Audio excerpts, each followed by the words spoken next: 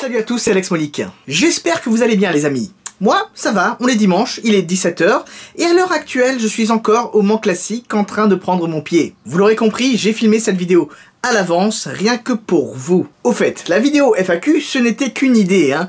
Pour l'instant, je n'ai rien fait à part noter quelques petites questions ici et là. Bref, vu que je suis un petit peu pris par le temps, eh bien je vais me contenter de faire un rapide tour de l'actualité. Car ouais, t'as quand même pas mal de trucs qui se passent tous les jours dans le monde automobile. Comme New York, ça ne dort jamais. D'ailleurs, ça vous montrera à quel point il y a tout un tas de sujets potentiels ici et là, et que je suis très souvent au courant.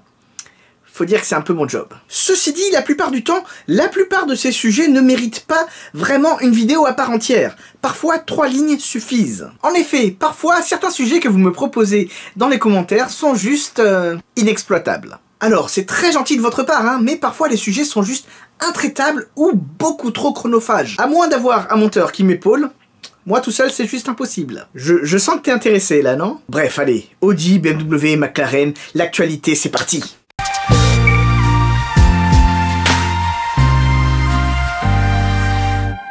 On va commencer à parler de l'Audi e-tron. Très franchement, je ne connais pas la prononciation française. En tout cas, le nom peut prêter à confusion et on va vite se lasser de la blague Audi e-tron. Ça veut dire caca. Audi caca.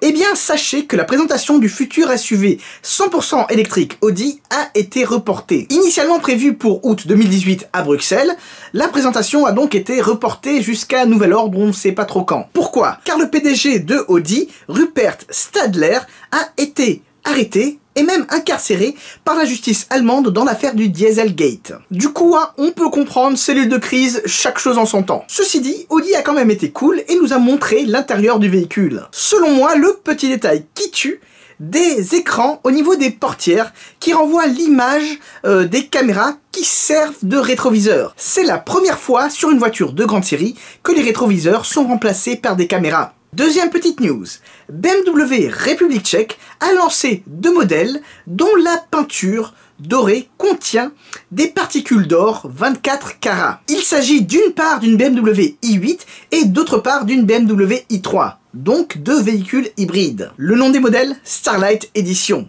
Lumière d'étoile. C'est un petit peu pompeux, hein, mais c'est la présence d'or qui veut ça, j'imagine. D'ailleurs, seule une moitié du véhicule est recouverte de la fameuse peinture dorée. Personnellement, je me sentirais un petit peu floué si j'étais client du truc, hein. D'autant plus que bon, franchement, faire ça sur une BMW, genre sur une Koenigsegg, sur une Bugatti, je peux comprendre la lubie, hein. Je peux comprendre le délire. Mais là... Troisième petite news, 2 modèles McLaren ont été annoncés. J'ai personnellement décidé de ne traiter ni l'un ni l'autre des modèles dans une vidéo à part entière pour la simple et bonne raison qu'on n'a pas encore beaucoup d'informations car les voitures seront officiellement dévoilées au public lors du Festival of Speed de Goodwood dans quelques jours. Bref, McLaren aura 2 modèles LT Longtail supplémentaires. Ah putain, dire qu'avant il n'y en avait que 2, la McLaren F1 GTR Longtail et la 675 LT. D'une part, nous avons la McLaren 600 LT. C'est une sorte d'évolution de la McLaren 570 S, beaucoup plus musclée, bodybuildée et forcément, bien évidemment, beaucoup plus performante. D'autre part, le restaurateur anglais Lanzante, habitué aux restaurations et aux conversions avec des modèles McLaren, nous sort une P1 GT LT. En gros, ce serait une version routière de la McLaren P1 GTR, mais cette fois-ci, elle serait rallongée au niveau de l'arrière. Contrairement donc à leur première création, la McLaren P1 LM. De plus, si j'ai bien compris l'histoire, ce serait une création unique pour un client particulier. C'est pour ça qu'on ne peut pas vraiment parler de modèle officiel McLaren, hein. Quatrième petite news, le 1er juillet 2018, une certaine loi est entrée en vigueur. Et oui, la loi qui limite la vitesse à 80 km/h sur les routes secondaires non séparées par un terre-plein central est entrée en vigueur. Cela représente tout de même plus de 400 000 km de route. Alors, vu que le sujet mélange un petit peu quand même politique et automobile, je voulais pas trop rentrer là-dedans. D'autant plus que bon, hein, le sujet est vaste et complexe et mériterait à lui seul une vidéo. D'ailleurs, j'avais commencé à en écrire une, hein, mais bon, on verra. Du coup les amis, je vais juste vous dire une chose. Même si vous n'êtes pas d'accord avec cette loi, faites quand même gaffe, car ce serait bête de se manger des amandes bêtement. Et ce, même s'ils ont annoncé que le produit de ces amandes servirait à financer les établissements de santé, du genre les hôpitaux. Non pas que je n'ai aucune confiance en nos hommes et femmes politiques, hein, mais bon, cette histoire j'y crois moyen. Pour terminer, 5e petite news, j'avais envie de vous parler rapidement de la petite sportive française, l'Alpine A110 version moderne. Vous vous souvenez peut-être de la vidéo que j'avais faite où je me posais des questions sur sa réussite ou son échec. Eh bien les amis, il faut bien se rendre à l'évidence. 6 mois après l'inauguration de la ligne de production à Dieppe, ce sont plus de 1000 véhicules qui sont sortis. C'est pas mal, je dois l'avouer. Du coup, malgré les retards, il semblerait que les cadences tiennent la route. D'ailleurs, j'ai pas mal de connaissances qui ont reçu la leur et qui en sont pleinement satisfaits. Ceci dit, il y a 1955 exemplaires de l'Alpine A110 première édition.